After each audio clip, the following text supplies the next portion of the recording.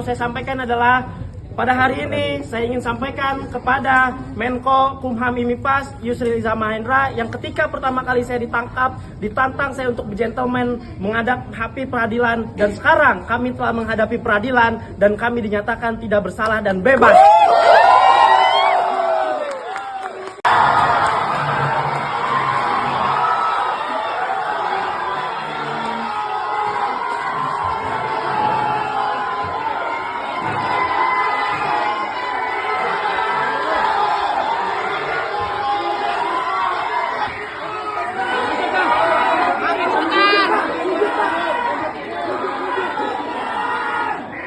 Barang-barang tutup barang-barang.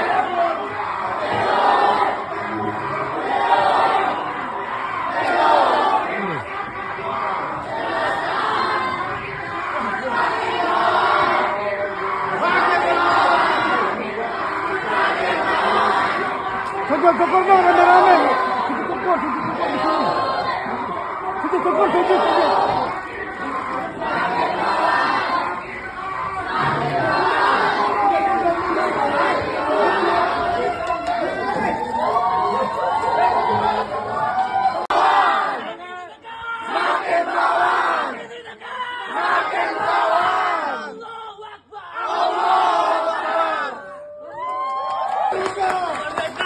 Pada kesempatan yang sama juga kami meminta kepada Yusril Iza Mahendra, kepada negara untuk memulihkan, memperbaiki harkat dan martabat kami, menggantikan seragam kerugian yang telah kami alami, kerugian material. Kami terpaksa harus tidak bekerja, kami terpaksa harus tidak bisa berkuliah kembali, kami terpaksa harus mengeluarkan uang-uang biaya untuk keperluan persidangan.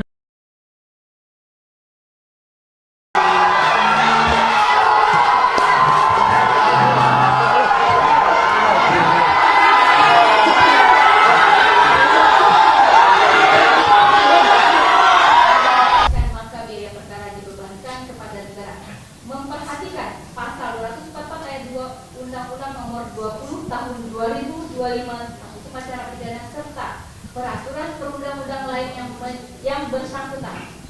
Mengadili, menyatakan terdakwa 1 Del Pedro Malhendris Mansyah, terdakwa 2 Muzaffar Salim, terdakwa 3 Syahdan Hussein, dan terdakwa 4 Haris Anhar tersebut di atas tidak terbukti secara sah dan meyakinkan.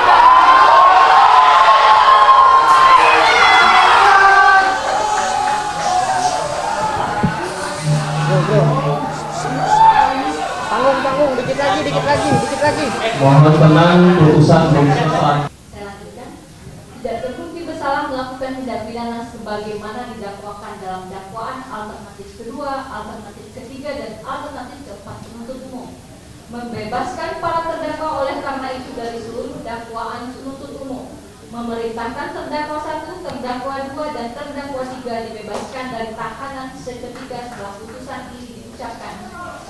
Memulihkan hak-hak para terdakwa dalam kemampuan kedudukan harkat dan martabatnya. Menetapkan barang bukti dari nomor 1 sampai dengan nomor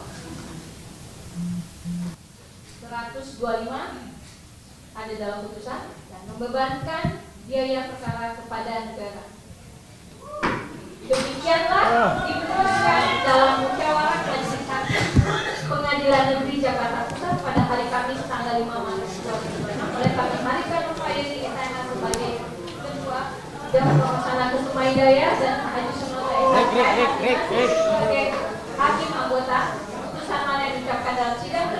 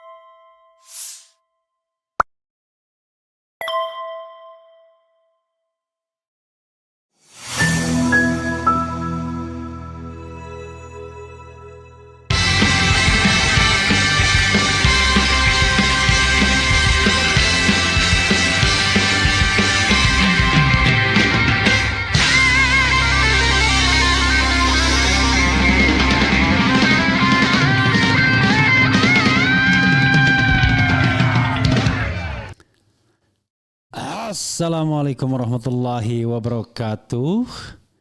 Sobat RH sekalian, jumpa lagi kita di channel yang keren ini. Keren cadas. Ya sobat semuanya, saya udah mulai jarang ya live ya, karena memang there is something lah ya. Tetapi saya mencoba live lagi ya. Dan ini menarik ya, ketika kita bicara tentang Del Pedro Marhain. Jadi Del Pedro Marhain ini saudara sekalian, itu anak muda yang pernah menantang debat Ade Armando ketika masih kuliah di S1 Fakultas Hukum Universitas Universitas Tarumanegara kalau nggak salah, atau Parahyangan ya, atau bukan, Universitas Tarumanegara, Trisakti Tarumanegara kalau sepertinya. Dan memang terlihat cerdasnya ya, dan kemudian luar biasa lah pokoknya ya. Dan dia kemudian dijadikan dalam tanda kutip kambing hitam atas tragedi kerusuhan Agustus lalu ya, August Riot, dan kemudian ditahan dan kemudian akhirnya dibebaskan dengan vonis bebas. Coba kita lihat ya, dan seperti apa pemberitaannya, dan kemudian bagaimana dengan nasib RRT Roy Rismontiva, atau tambah lagi Rizal Fadila, kemudian Rustam Effendi dan Kurnia Tri Royani. Oke, coba kita lihat ya. Oke, Del Pedro dan kawan-kawan divonis bebas di kasus penghasutan demo ricu Agustus 2025. Direktur Eksekutif Lokataru Del Pedro Marhain dan kawan-kawan divonis bebas di kasus dugaan penghasutan terkait demonstrasi berujung kericuan pada Agustus 2025. Jadi pada waktu kejadian itu kebetulan ada acara launching Jokowi's White Paper ya, kira-kira tanggal 28 Agustus ya. Hakim membebaskan Del Pedro dan kawan-kawan dari dakwaan kasus tersebut. Sidang vonis Del Pedro dan kawan-kawan digelar di Pengadilan Negeri Jakarta Pusat Jumat. 3 terdakwa lainnya dalam perkara ini adalah admin Gejayan memanggil Syahdan Hussein, staf Lokataru Foundation Muzaffar, serta mahasiswa Universitas Riau Harik Anwar. Luar biasa. Mengadili menyatakan terdakwa 1 Del Pedro Marhain Risman Syah, terdakwa 2 Muzaffar Salim, terdakwa 3 Syahdan Hussein, dan terdakwa 4 Harik Anhar tersebut di atas tidak terbukti bersalah melakukan tindak pidana sebagaimana didakwakan dalam dakwaan alternatif kedua, alternatif ketiga, dan alternatif keempat penuntut umum. Ujar Ketua Majelis Hakim Harika Nova Yeri saat membacakan amar putusan di Pengadilan Negeri Jakarta Pusat Jumat. Jadi saya termasuk yang menandatangani amicus curiae terhadap kasus Del Pedro ini ya, tapi nggak tahu apakah disampaikan atau tidak oleh lawyernya, karena lawyernya meminta membebaskan para terdakwa. Oleh karena itu dari seluruh dakwaan penuntut umum imbuh hakim. Hakim menyatakan jaksa gagal menghadirkan bukti untuk menunjukkan upaya manipulasi, penghasutan atau rekayasa fakta yang dilakukan Del Pedro dan kawan-kawan. Hakim berpendapat konten yang diunggah Del Pedro dan kawan-kawan memiliki kesesuaian dengan fakta lapangan yang tersaji di ruang publik. Menimbang bahwa dalam pemeriksaan di persidangan penuntut umum tidak mampu menghadirkan bukti ataupun bukti satupun yang menunjukkan adanya upaya manipulasi, fabrikasi maupun rekayasa fakta yang dilakukan oleh para terdakwa dalam unggahan flyer-flyer di media sosial Instagram terkait kronologis maupun penyebab kematian tersebut, ujar hakim. Hakim berkeyakinan narasi unggahan Del Pedro dan kawan-kawan terkait peristiwa tewasnya driver ojek online Afan Kurniawan didasarkan pada keyakinan untuk mengawal keadilan dan bentuk kebebasan berekspresi atas kecewaan pada peristiwa yang terjadi. Hakim menyatakan unsur menyebarkan berita bohong atau menyesatkan dalam dakwaan dinyatakan tidak terbukti secara sah menurut hukum atas perbuatan Del Pedro dan kawan-kawan. Menimbang bahwa postingan pada tanggal 28 Agustus 2024 tepatnya pada malam hari sebagai bentuk respons kemarahan dan solidaritas kemanusiaan sebagai aktivis HAM atas terjadinya peristiwa yang menimpa Afan Kurniawan. Unggahan tersebut merupakan ekspresi simbolik sebagai bentuk kebebasan berekspresi atas kecewa terhadap peristiwa yang menimpa Afan Kurniawan, ujar hakim. Hakim menyatakan tidak ada saksi yang menerangkan bahwa dirinya atau massa melakukan tindakan kerusuhan karena terpengaruh secara langsung oleh unggahan Del Pedro dan kawan-kawan. Hakim menyatakan tidak terdapat alat bukti yang menunjukkan adanya ajakan eksplisit dari Del Pedro dan kawan-kawan untuk melakukan kekerasan atau perusakan sebagai konsekuensi dari informasi yang disebarkan. Oke.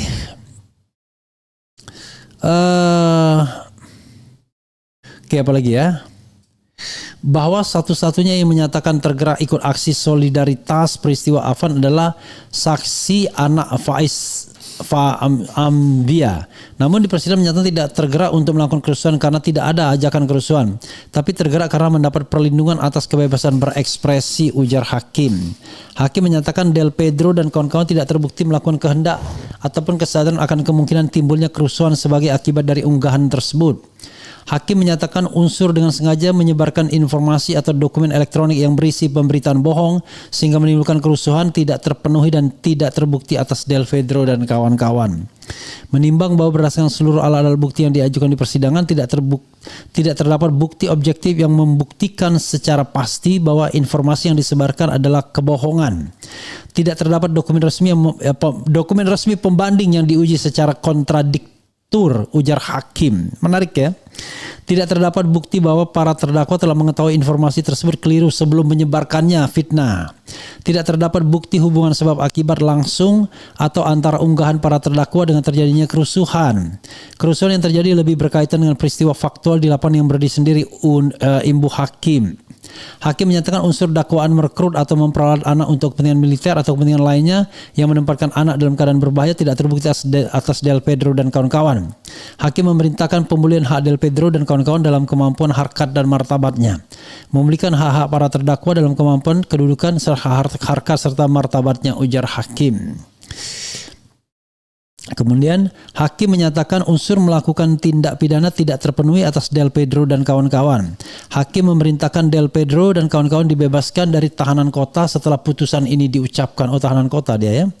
Memerintahkan terdakwa 1, terdakwa 2 dan terdakwa 3 dibebaskan dari tahanan ketika setelah putusan ini diucapkan, ujar hakim. Hakim membebaskan Del Pedro dan kawan-kawan dari seluruh dakwaan yaitu pasal 28 ayat 2. Wah, ujaran kebencian ini. Jungto pasal 45A ayat 2 atau pasal 28 ayat 3 menyebarkan berita bohong ini ya. Ayat 3 Undang-Undang Nomor 11 Tahun 2008 tentang informasi dan transaksi elektronik, jungto pasal 55 ayat 1 ke 1 KUHP atau pasal 160 KUHP jungto pasal 55 ayat 1 ke 1 KUHP atau pasal 76H jungto pasal 15 jungto pasal 87 Undang-Undang RI Nomor 35 Tahun 2014 tentang perlindungan anak jungto pasal 55 ayat 1 ke 1 KUHP. Sidang tuntutan Del Pedro dan kawan-kawan sebelumnya digelar pada Jumat. Jaksa menuntut Del Pedro, Syahdan Muzaffar dan Harik dengan pidana penjara selama 2 tahun. Oke, sahabat era sekalian, ya. Ya, jadi tuntutannya 2 tahun dan kemudian dibebaskan. Nah, coba kita misalnya memperkirakan kasus, bagaimana dengan kasus RRT misalnya, Roy Rismond dan Tifa. Jadi perlu diketahui kasus Roy Rismond Tifa itu kasus yang sebenarnya ya harusnya lebih bebas lagi. Kenapa? Karena tidak menyangkut korban apa-apa sesungguhnya. Tidak menyebabkan kerusakan apa-apa. Ya. Dan juga sampai hari ini juga tidak ada juga putusan pengadilan yang bisa dikaitkan bahwa mereka melakukan fitnah misalnya atau hal-hal lainnya. Jadi jangan lupa Del Pedro itu dikenakan pasal ujaran kebencian yaitu pasal 28 ayat 2 sama yang dikenakan pada RRT. Padahal itu harusnya basisnya adalah suku, agama, ras. Kemudian ada juga perbedaan warna kulit, kemudian ada perbedaan disabilitas fisik atau disabilitas mental dan lain sebagainya. Jadi kalau kita lihat ya harusnya hakim seperti itu. Kalau mau memutuskan ya hal-hal yang sifatnya pidana, maka harus jelas hubungan kausalitasnya, bukan hubungan yang pakai perasaan. Karena itu dalam konteks ini Jumhur Hidayat, Anton Permana, kemudian Syahganda Nenggolan yang dihukum pada rezim Jokowi lalu harusnya juga tidak perlu dihukum, harusnya diberikan pembebasan juga pada waktu itu. Itu dari sisi hukumnya, ya. Jadi tidak gampang menarik benang merah kausalitas. Jadi klaster 1 Rizal Fadila, Rustam Effendi dan Kurnia Triroyani itu dikenakan pasal 160 KUHP yaitu penghasutan. Nah, pertanyaannya adalah karena ini adalah delik material, maka kemudian orang tanya seperti Del Pedro juga, siapa yang terhasut dan kemudian apakah yang terhasut itu melakukan tindak pidana atau tidak.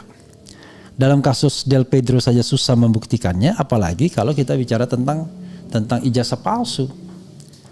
Karena hampir tidak mungkin ada tindak pidana yang dilakukan karena terprovokasi statement bahwa ijazah Jokowi adalah palsu. Apa tindak pidananya? Kan aneh.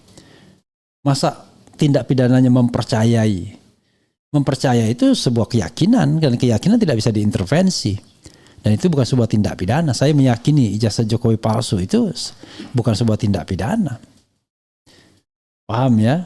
Makanya kalau Del Pedro bebas, ya RRT harusnya bebas juga. Harusnya bebas juga RRT. Fitnah juga tidak terbukti, ya. Sampai sekarang kita tidak tahu apakah ijazah Jokowi palsu atau tidak. Tapi berdasarkan keyakinan Roy Suryo dan kawan-kawan atau Dr. Tifa dan kemudian juga Rismon Sianipar 99,9% palsu. Dan itu keyakinan based on scientific research, ya kan? Riset ilmiah, bukan sekedar bukan sekadar pendapat yang tidak didukung oleh apapun. Begitu ya. Apalagi pencemaran nama baik misalnya. Maka kita akan melihat bahwa pencemaran dan nama baik itu harusnya tidak bisa digabungkan jadi satu. Ya. Jadi sobat era sekalian, maka ada hal-hal yang sesungguhnya secara hukum harusnya voidable, tidak bisa ditindaklanjuti. Ya, ada satu pendapat mengatakan bahwa kalau pencemaran nama baik itu adalah betul faktanya bahwa ijazah itu palsu, tapi you have no right untuk mengatakan itu, kan begitu. Tapi apakah iya? Kan tidak ada pembuktian apakah ijazah itu palsu atau tidak. Sebaliknya fitnah itu adalah ijazah itu asli, tapi kemudian kita mengatakan sebaliknya. Tidak tahu juga kita, karena belum ada pembuktian yang memadai, adequate, atau putusan pengadilan yang berkekuatan hukum tetap yang mengatakan ijazah itu asli atau palsu. Makanya kemudian sangat relevan untuk menunggu putusan dari citizen lawsuit yang sayangnya dihindari oleh kubu Jokowi. Kan aneh sekali. Kubu Jokowi mengatakan bahwa katanya mereka akan datang dalam proses pembuktian. Tetapi yang terjadi tidak demikian. Mereka justru menghindar. Yang mereka tunggu adalah sidang pencemaran nama baik dengan terdakwa RRT. Padahal sidang CLS itu adalah sidang untuk membuktikan apakah ijazah itu palsu atau tidak. Karena jelas ya petitumnya sebagaimana dikatakan Dr. Taufik adalah petitum untuk mengatakan bahwa ijazah itu asli atau palsu. Jadi petitumnya bahwa bukti P2 itu memang palsu ijazahnya. Begitu saudara sekalian ya, kita lama tidak mengupdate. Dan saya ingin membacakan apa yang disampaikan sobat RH sekalian ya, sambil kita menunggu buka puasa ya, dan tidak seperti hari-hari sebelumnya di mana kita aktif. Ini agak tidak aktif sedikit ya. Oke. Ada yang bilang RRT pasti masuk apa? Nah, satu lagi perspektif adalah soal time frame. Ada juga yang mulai mempermasalahkan. Ini hakim ya melimpahkan kasus RRT, penyidik melimpahkan pada tanggal 13 Januari. Tapi kemudian pada 13 hari kemudian berarti kan which is tanggal 26 ya, hari ulang tahun saya itu berkas dikembalikan. Kan 13 hari kemudian katanya dikembalikan. Nah sekarang sampai sekarang berkas belum lagi balik kepada kejaksaan. Udah lewat tenggat waktu. Kalau seandainya kita mau main ketat-ketatan. Nah itu pun saya kira sudah merupakan bahan ya bagi para lawyer ya, para kuasa hukum, para penasihat hukum untuk mempermasalahkannya. Tapi nanti kita lihat ya. Saya sudah mengatakan bahwa dalam kasus ijazah palsu ini yang paling khawatir kalau kasus ini masuk ke persidangan adalah Jokowi sendiri. Karena dia tidak akan siap untuk hadir sebagai saksi pelapor atau saksi pengadu dan kemudian ya akan dikonfrontir terus-menerus. Tetapi kalau saya pribadi ditanyakan, saya ingin menggeser masalah ini pada hakikat sesungguhnya yaitu pembuktian ijazah palsu. Maka yang harus diperkuat adalah citizen lawsuit di Solo atau Surakarta dan dibuka kembali yang namanya pengaduan yang pernah laporan yang pernah dibuat oleh TPUA, tim pembela ulama dan aktivis pada tanggal 9 Desember 2024 karena proses proses penghentian penyelidikan itu ditengarai bertentangan dengan hukum, bertentangan dengan undang-undang. Begitu ya sobat RSK. Atau sekalian saja dilakukan laporan baru atas dugaan tindak pidana yang dilakukan oleh Jokowi. Karena banyak ya terjadi kejanggalan ketika spesimen ijazah yang fotokopi ijazah yang dilegalisir itu diberikan kepada Bonatua Silalahi misalnya sebagai wujud dari kemenangannya dalam melakukan gugatan informasi publik di KIP ya, Komisi Informasi Publik. Begitu sobat RH sekalian. Coba kita bacakan ya. Kemudian RRT adalah pejuang penyelamatan penggunaan ijazah palsu untuk menjadi pejabat publik karena merusak pendidikan. Tapi Pak Jokowi justru suburkan penggunaan ijazah palsu karena merahasiakan ijazah ke rakyat. Oke. Apalagi Wakakak ya oke. Kemudian apa lagi? Nobu Akamatsu, siapa ini? Gak jelas ini ya. Oke. Pokoknya kalau yang bersuara miring terhadap RRT kita bilang gak jelas ya. Pengalian isu ijazah palsu agar tidak terbongkar ke publik ya. Jokowi bagi-bagi sembako dan amplop di bulan suci ya. Kemudian Refli bagi-bagi apa ya? Jadi sobat era sekalian, bagi-bagi itu ya. Itulah pertanyaannya, uangnya dari mana ya? Dari mana pundi-pundi untuk membagi-bagi itu kan persoalannya. Jadi seorang presiden, mantan presiden ya yang seharusnya bekerja secara struktural, tidak ada lagi orang miskin, bangga membagi-bagikan katakanlah sembako dan amplop kepada rakyat. Itu menunjukkan bahwa ya kita tidak berhasil dalam mengikis kemiskinan sehingga rakyat masih berharap amplop dan sembako. Ya kan? Jadi 10 tahun memerintah tidak berhasil menghilangkan kemiskinan. Itu cara berpikirnya ya. Kemudian ayo kawan-kawan para pengacara, aktivis dan teman-teman mahasiswa kita, kawal teman-teman kita yang ditangkap demo Agustus harus bebas semua ya. Masih banyak ya. Kemudian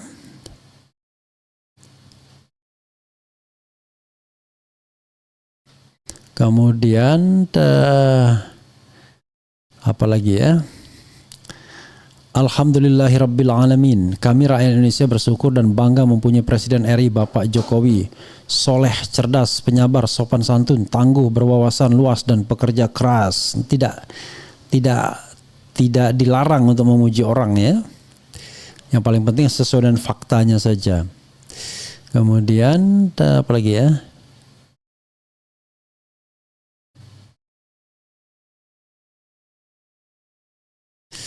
Kemudian apa lagi ya?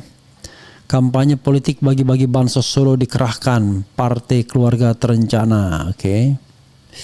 Ya begitulah ya. Selalu ada pro dan kontra ya. Ada yang pro dan ada yang kontra. Tapi ya lumayan lah ini pemanasan ya. Jadi kalau Del Pedro bebas, ya mudah-mudahan RRT pun bebas. Bahkan bebas sebelum disidangkan alias kasusnya gugur dan kesulitan untuk menemukan bukti untuk melimpahkan kasus ini ke pengadilan. Insya Allah mudah-mudahan ya.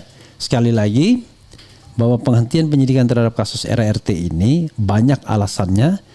Salah satunya adalah alasan hukum bahwa proses penyelidikan dan penyidikan itu sudah melanggar undang-undang atau melanggar peraturan yang ada. Itu saja sobat sekalian. Wassalamualaikum warahmatullahi wabarakatuh. Keren, cadas, ciao.